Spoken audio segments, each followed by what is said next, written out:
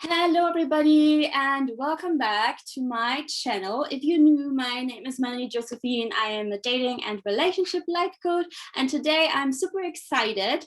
I'm going to talk about limiting beliefs with the lovely Jan, and I'm going to have her introduce herself a little bit and she will tell you what she does. Okay. Hi, thank you, Melanie. Thank you, everyone. My name is Jan Mizushima. I live in New York City. Here I do hypnosis. I'm a hypnotist and also an NLP practitioner. And I'm a teacher of Jiki and Reiki. I teach Reiki. Mm-hmm. And I'm also an actor. So do you practice Reiki as well, or do you just teach it? Both. Both. Mm-hmm. And the hypnosis, do you do it only in person or do you also do it online? Well, since the pandemic, I started doing online and it's worldwide now. Because before I had an office and it was basically from New Yorkers, but now since it's on Zoom, I can do it from all over the place, from everybody's home. So yes, it's great. Oh, good. I'm so glad to hear that. So you were the one who kind of chose or inspired us to talk about limiting beliefs. Do you want to share what inspired you to pick this topic? I've been doing a workshop lately for people who are interested in hypnosis. And so I started doing talk about limiting beliefs. And I think everybody has limiting beliefs based on your experience from a younger child, usually that people will tell you and you believe. It's also called a false belief. Mm-hmm. You believe something that either your parents or authority teachers or even your friends, they would tell you something and you put a label on yourself and you said, this is me. And you believe that all your lifetime and you continue to believe that. And oftentimes that is not true. Yeah. I had quite an interesting question come up yesterday, and I just want to ask you in this context. Would you say there are common limiting beliefs that are taught us by society? And if there are, like, what are those? Well, I'm Japanese, so I do have Japanese clients. And let's say, for example, in the Japanese society, everything is a lot of things are restricted. Everyone has to be on the same page or the same level, or the education is you have to be same. You can't stand out. Like in America, it's the individuality. So there's a huge difference. So you want, let's say you have a talent for something or you're curious about something and you want to pursue that. The society limits you. Let's say you're because you're a female, no, you're too young, or you're this, you're this and this. So they start for you, they say no. And what do they do? Because in the because you're Japanese, the society says no, you're this, you can't do that. Then they stop doing that. But in their heart, that's what they desire to do. Whether it's a occupation of something that they have passion for. So the society has a lot to do with the limiting belief as well. Yeah, that's very interesting. So would you say that depending on where you grew up or what culture, there's like certain limiting beliefs that come up in that culture? Yes. That's very interesting. Very interesting. And also the way you grow up or how people treat you. Yeah. Then that's how they define themselves. Let's say you get bullied or your parent. I have a lot of clients who have trauma. If they're hit and violence, then that's how they grow up learning. Like they can think that, oh, I'm getting beat up because I'm not worthy. Yeah. Unconsciously, they will think that. And that becomes a belief, which can lead to a relationship as well. Oh, this is what I'm worthy of, so I'm going to choose someone who would treat me that way. And in their mind, they're thinking, this is not what I want, how to be treated. I want to be loved. Yeah, you mean in their conscious mind, but subconsciously they're attracting something different. Yeah, I can relate to that in my work because I am a relationship coach, and obviously, definitely, this is one of the big things that holds people back. I want to quickly look what else I wrote down. I will cut this out. Yeah, that's fine. If you want to relate it to your work, what I'm talking about, it has a lot of link to it. Okay. Yes. I mean, are there like common limiting beliefs or like limiting beliefs that people come to you over and over with? Like you can see this is a big problem for a lot of people. Well, I don't work with people a lot of times. I work with them a few sessions and they're good. Yeah, no. My question was, is there certain issues that a lot of people have, or are they all different issues? Well, my client is trauma. A lot of people have trauma, whether they're violence or sexual abuse. Also, a lot of abuse, anxiety, depression. That's a lot. And then it could be as simple as, oh, I bite nails. Can I change that? Or I need to clean my house and I'm procrastinating. Can I help that? Or a lack of confidence, low self-esteem. Yeah. Those things are very common. And if you talk about relationship, that all relates to relationships. Yeah. Would you say that you can basically remove or work through any issue or achieve any goal if you remove the limiting beliefs that are in the way? So I do workshops. I have one coming up. This is for the Japanese clients in the 3-day workshop. I help them really let go of things, something that they held on to, a limiting belief. And once they let go of that, then we start focusing on what is that you really, truly want if there wasn't no limit. And once they realize that, sometimes people have breakthroughs because they did not realize that is something that truly wanted. Because you take away the limiting belief. Let's say for when you were a little girl or a little boy, you had all these dreams. You wanted to become someone or you wanted to do something. And no one was stopping you because there's no limit to it. So it's about taking people there, like, what is it that you really want? So a lot of people realize, this is what I really want. It could be simple as, I just want to be loved. I want to be with my family. I just want to love them. And once they realize that, that's what they're going to get. Because nothing's going to be in the way anymore, that limiting belief. So the answer is yes.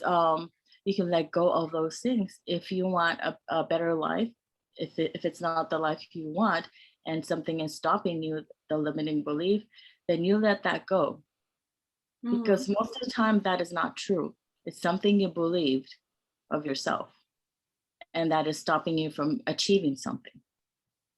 Yeah. Would you say there are like different levels of limiting beliefs? I'm just asking this because I'm constantly working on things. I think we all are as we grow on our journey. And I can sometimes, when I watch my thoughts, I can see like that thought, okay, that one I'm going to be able to change quite soon. Like I'm close to changing it. And then there's like some that are almost feel like rocks. They're like, oh my goodness, I'm nowhere near of believing something else, even though I want to. Can you speak to that a little bit? Yeah, so I go to the root cause. Like, you can do it on your own to change that limiting belief. how you talk to yourself changes everything. I go to the root cause because it's in the subconscious level that people may not realize or remember where it came from. Yeah. So when you talk about the rock, it could be something that came from that you're not even conscious about. It's in your subconscious. So I help let that rock rise and say, oh, this is the rock. This is where it came from. Okay, now let's let go. Okay. I recently interviewed somebody on my YouTube channel who's also doing hypnotherapy, but I think we're doing different ones. So I'm curious what type you're using. So the one that she's using is, you may have heard of this, Rapid Transformational Therapy by Marissa Pia. Yes. So what sort of hypnotherapy are you using? I think everybody's different. We do the training is most likely the same. Yeah. Depending on their client, what they focus would be different. I'm aware of Marissa Pierce. I admire her work, and she's also she's about letting people know that you're enough, and I agree with that totally, because oftentimes we believe that we're not enough. So when I was talking about when people think that their value, they don't think highly of themselves, is because they don't think they're enough. So if someone treated them badly, they think that's their value. I'm not enough. So that's how I'm going to be treated. So she works on that. Yeah. But in the rapid transformational therapy, it's about one long session. How does it work with you? Does somebody say, I don't know, I want one session or 3 sessions, or do you talk to them and then say, this is my recommendation, or how do you do it? I haven't taken Marissa's course, so I don't know how she does it. How I work with my clients, sometimes it could be just one session. And I did one session for a while, and lately I do ask them, depending on that person, maybe 3. Depending on their personality and depending on what they carry, because sometimes after one session something else might appear, even if I do go down to the root. Some people may need reassurance of something, comfort. So 1 to 3 sessions, I would say. Yeah. And you probably come across this a lot, like there's still a lot of thoughts about hypnosis because people have this idea of what it is from TV. Maybe you can speak on that a little bit. Like, I know hypnosis is safe, but maybe you can explain why it's safe and why it's not like it's on TV. Because the TV that's for shows. Stage hypnosis for stage. So that's like a performance as well. So that's not that's different. Yes, I think what most people want to know is do they still have some sort of control, or are they completely gone and you can do whatever you want with them? That's kind of like the fear that people have. Yes, I get that a lot. And the answer is you are in control. Yeah. I just help and guide people, clients to, and then it's like I say that, think it as a guided meditation. I'm guiding you, relax and all that. And if I ask questions, they can answer. If they don't want to answer, it's fine. You have control, totally control of everything. And people, I think the thing is that people think hypnosis is something very special, or you're going to be in that hypnosis state. What is that? So I think that's where people are like, I'm scared.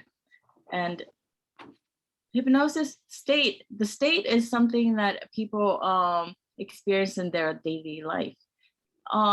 Let's say if you're going right to sleep, you're not asleep, but you're not completely awake and you're kind of dozing off. That's like the hypnosis state. It's not something that, you have to be hypnotized. You're doing that on your daily life. Let's say you're driving from one place to another.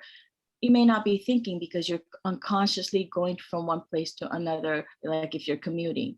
That can be called a hypnosis state. because you're not thinking. It's just like almost like a daydream. Yeah.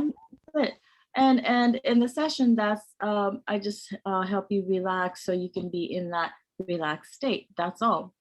And then we work there, because in that state, the subconscious is in the forefront, and the conscious, where we have the monkey brain thinking. We put that aside and say, okay, let's calm down and have the subconscious, where all the blockage or the false belief, the limiting belief, everything is there in the subconscious. Yeah. I think that was good to clear up for everyone. You're in control. If you don't want anything, if you don't want to say anything, yeah, it's fine. Yeah. I want to, I'm very curious about Reiki, because actually that's something I don't know very much about. Does this, maybe you can just briefly explain what it is and when would you use it? So Reiki comes from Japan. The founder is Japanese, and it's an natural energy healing. And we use the natural, let's say the universe energy to heal people. We all have energy, and it's about aligning that energy emotionally. Well, it works for your body, your mind, and your soul. We live in this busy life, so a lot of things may be like the food that we eat. We need to detox it. The body is affected with the food. If there's a lot of chemicals, if you eat a lot of junk, your body needs to detox. So Reiki, by placing its hands on, so by placing my hand on you, the energy goes through your body and it does what it needs to do. If your body is full of detox, your body starts to detox. If you are injured, let's say if I cut my hand, I'll place my hand there and it will naturally start to heal. Our body have the ability to heal naturally. We're not in touch with that because all the stress, the food that we eat and everything. So we're not in touch with that. By doing Reiki, our body it starts to activate the natural healing ability. And also your mind. If you're under stress, you think too much, you worry too much, that will all calm down. So can you use your abilities as a Reiki practitioner? Can you also use them on yourself? Yes, of course.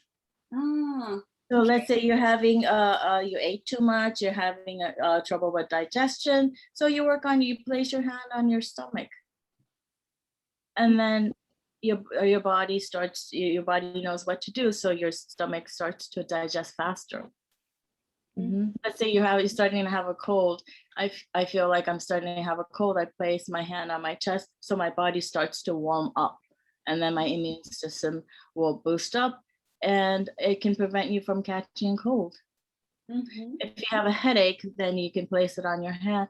You work on your head, and then your headache will go away. I would go out with my friend, dinner or coffee, and oftentimes they'll be like, I have a headache. And so I'll be at the coffee shop and place my hand on her head for a while as we're talking, and she goes, oh, it's gone. It's that immediate. Yeah, that's so fascinating. How can I imagine where this energy comes from? Okay, you said from the universe. Yeah. I don't know, you probably know about Dr. Joe Dispenza. Yes. Yeah, I attended one of his workshops, so and I do his meditation. So I use my heart energy a lot. Is that what you use, or how can I imagine where you draw the energy? It's universe, and it's very simple. I don't use any of my energy. And okay. I wear out. I don't use any of my energy. So it's very simple. So you after this training, you're able to receive. We're naturally born with this. Actually, we're not in touch with it anymore. So through the training, we teach you how to use it. So it's the energy comes from the universe, and we are the conduit. Yes. So like a vessel. So as we receive it, then we are able to pass down to ourselves or to others, animals as well. Okay. Okay. So I don't get tired. People often ask me, do you get tired? I said, no, because I'm not using my energy. So I'm also receiving the Reiki energy as well as giving it to others. Mm-hmm. Mm-hmm. So it benefits me as well. Mm-hmm. Mm-hmm. Okay. Can you also use it to protect yourself? Like, let's say you're gonna go into a stressful situation. I don't know if this is the same. I'm just asking Mhm. because in meditation, what I often hear or learn is to imagine that you have like a bubble around you or like a Mhm. triangle to protect your energy. Could you use it for that as well? Um, I don't really use the term protected. It's more, but I think it's the same. Yeah. Because when we do Reiki, whether you do it on yourself or others, you are aligned. You are in a very like a meditated state. Everything is calm. So when you're in that state, your energy will not align with other stressful environment. Ah, that's So interesting. mhm, You know what? That mhm, makes so much sense in terms of the universal laws. mhm, Because you can, if you are on that frequency, then you yes, cannot receive from a lower frequency. That's so mhm, interesting. yeah, Yes, yeah.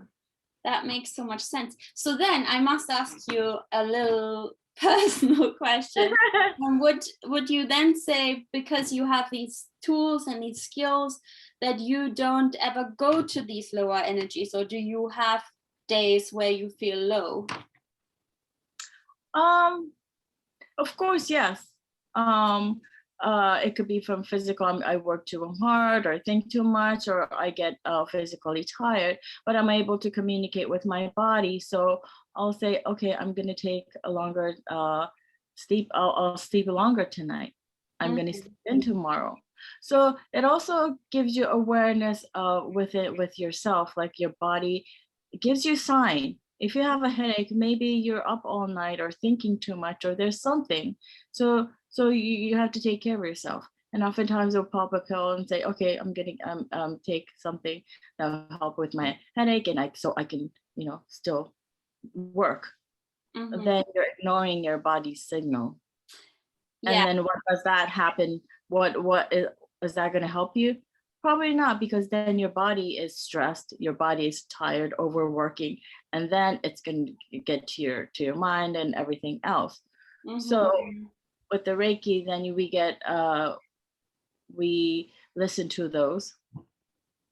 Hmm Yeah, and that's very interesting that you bring up this example where yeah, people have a headache or whatever, they pop a pill, they think that takes care of it. Mhm, I mhm, just have a question. So with emotional pain, I know that when you suppress emotional pain, people always use this example where you push down a ball, but the more you push it yeah. down, the more it's going to fly up in the air, and it's going to be more difficult if you don't deal with your emotional pain now. Would you say it's similar with body pain, that if you keep pushing it down, that it just gets, it doesn't even have to be worse pain, but maybe creates illnesses?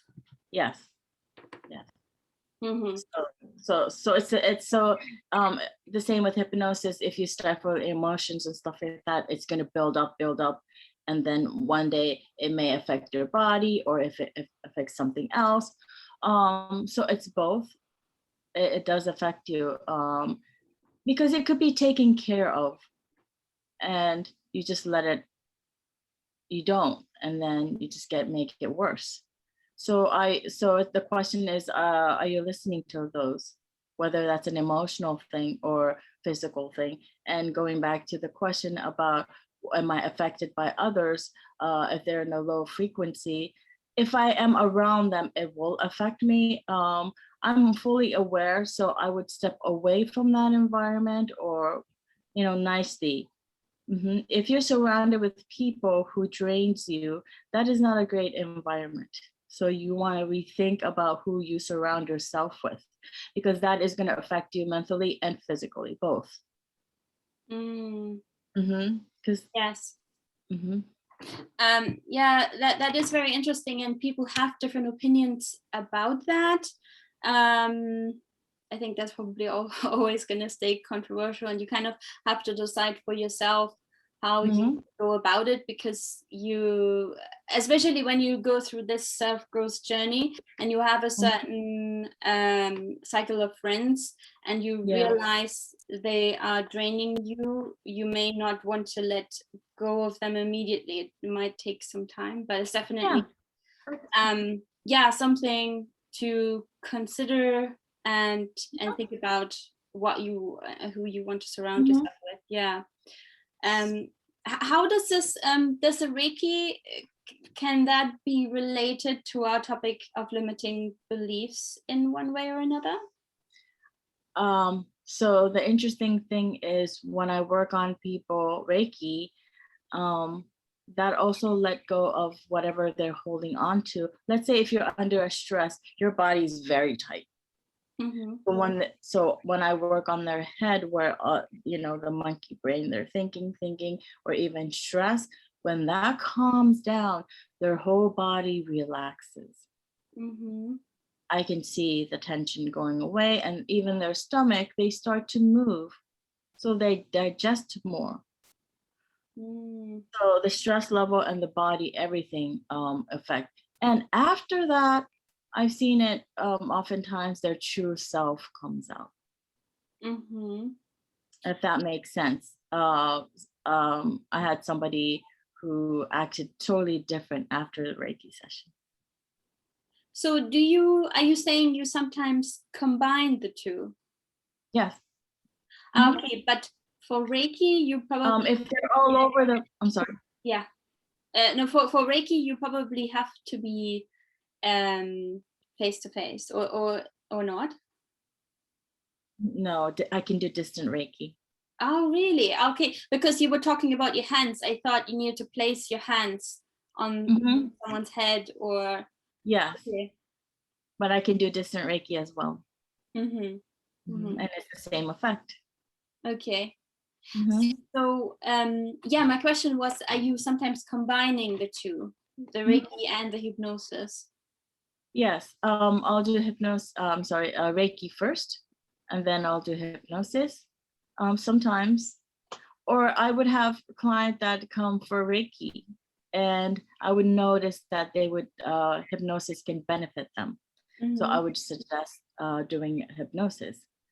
And then they would move on to hypnosis. And at the end, they would request Reiki after the hypnosis, because it feels good. In general, it just feels good. Because you're nice and calm and you're in a good place. Yeah, that's really interesting. Is this what you have always done, or what has drawn you to do these two? Because there's so many different practices out there. Well, I do NLP as well, but that's really close to hypnosis. So that's the coaching part. I'm an actor, so I'm in New York. You told me this before. Yes. Carry on. So I'm in New York because I wanted to pursue acting. And in the acting training, we need to work on ourselves, because if we have some blockage or even limiting beliefs that may not have what we want, let's say even a role or pursue our dreams, because if there's a limiting belief, we are not believing in ourselves, then that gets in the way. And in order to play a character, our personal blockage or some issues that may come up. I had anger issues, so that can come up in the character, which means if the character is not an anger person, but I personally am, that may surface sometimes. So that can't happen. So one of the training is to let those go and be almost like a neutral, like a clean filter, so we can play those parts. So a lot of actors, we work on ourselves, not just physically. Yes, physically we have to be healthy, be able to move, but also mentally we have to be healthy. So I was working on those things. Yes, on meditation and all that. I came across Reiki, and I came across hypnosis, and hypnosis helped me tremendously, and also Reiki. And then the opportunity of becoming a teacher for Reiki came And I said, wow, if I can teach this, this will be great. Actors, I have a lot of actor friends who come for Reiki, and I can also do that backstage, or even if I'm working as a crew or helping out, I can help the crew and the actor, because there can be they can be nervous about something or stress, or and then everything calms down and they can have a great performance. Mhm. And there's a I took the opportunity to become a hypnotist because I can also help. Again, I said, wow, if I'm going to work, if I'm going to do something, my side job, that is something that can help others. It Mhm. helped me tremendously. So why not others? Yeah, It's that's so amazing. Um, I don't know if it's up to you if you can or if you want to answer the next question. Would you be able to share any success stories anonymously? um I would give you an example of somebody came to me for trauma Mhm. abuse. Hmm. And mm, when you have like a abuse, sexual abuse or violence, it stops you from a lot of things. And I have few of those clients, and it affects especially the relationship. Mm. If you're a female especially, then most likely you will unconsciously choose someone who will not treat you right, either the same violence, or they will not treat you right, and Mhm. you're stuck in that environment because you're so used to that environment from your childhood. Mhm. So I worked with someone, one well, a lot of them actually, so I'm not going to exclude it to one person. When I worked with them and let that go, because is not the real that's not the real you. You may have been treated that way because of your parents or others. Mm. That's because they had issues that they had to treat you that way, but it doesn't mean that you are not worthy. And once they know that they are worthy and that they're enough, then that changes everything. Mhm. So that's in the subconscious level, and they become happy because they know their value. They're worthy. They know now. Even if others will tell them that they're not, they know that in their subconscious level, oh, I'm worthy. Then when they go out and find somebody, they find somebody nice, that they would treat them nice. Mhm. And it could be a little uncomfortable at first because they're not used to that. They're Mhm. used to somebody beating them. Yeah. And now suddenly he's treating me nice. And I'm like, of course, because that is how you're supposed to be treated, with Yeah. respect and love. Why wouldn't they be nice to you? Because she's not used to it. But in that case, sometimes I would have to do another session with her. But then she's comfortable and have a lot happy life. So I had a few of those clients. Ah, that's Hmm. very powerful. I mean, these topics that you are referring to, trauma, is obviously very, or at least in my mind, I imagine like really heavy. How do you deal with that? Does this go back to what you were telling us earlier, like when we talked about protecting your energy? How can you protect your energy when somebody with a very heavy trauma energy comes to you with that? What you mean when I deal with somebody, when my client comes with that energy, you mean? Yes, yes.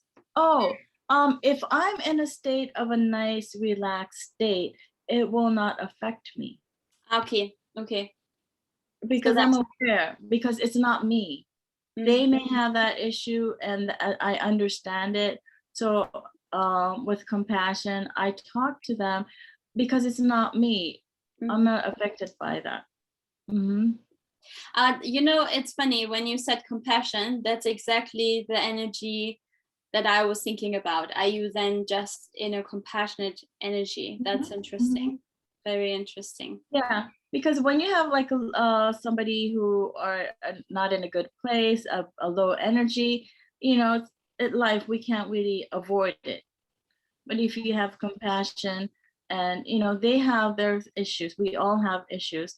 So it's about understanding them and talk to them with compassion. If you're This is what I tell people: you don't attack people just because they behave that way, or in the past you don't talk to them. This is what you did to me. Have compassion and let it go, because if you don't, then it's going to eat you, because you're responding to that energy. So it's about you keeping your state in a nice calm state and not let others affect you. If it does, you just sit and take a nice deep breath when you're home, and just let everything just. So meditation is very helpful at the end of the day, so you can maintain that, because we are affected unconsciously. If someone is screaming somewhere, our body will hear it. So you want to unwind, like you do. I do Joe Dispenza's meditation as well. I have been doing it, especially since pandemic. I would sit down and just meditate, and then let everything go. That helps you tremendously. So if you maintain that, if you come across someone who has a low frequency energy, you will not be affected as much. But if you're in that state, then you're resonating with them. So it gets bigger and bigger. Yeah. We're coming to the end of the interview. I just wanted to ask if there was anything on your mind that you wanted to share before we finish. I would like to tell everybody that if there's a limiting belief, or if you don't even know that you do, don't let that stop you for living your life and being who you really are. Yeah. That's amazing. And also, how can people find you if they want to work with you? Well, I have a website I'm working on renewing right now. It's the website is hypnoheart.com. So that should be coming up soon. Another way is I also have a Facebook group. You can look me up at Hypnoheart, and also Chicken and Reiki. Or you can try Google me, Jam Mizushima, and my name, Jam Mizushima in New York, and it should come up. Okay, I will link everything in the info box below. That way it will be easier for people to. Yes. Okay. Well, thank you so much for taking the time today. It was really, really lovely and very interesting. And yeah, thank you for joining me today. Thank you so much, Melanie, for having me. You're so welcome. Okay. Bye. Bye. Thank you, everybody.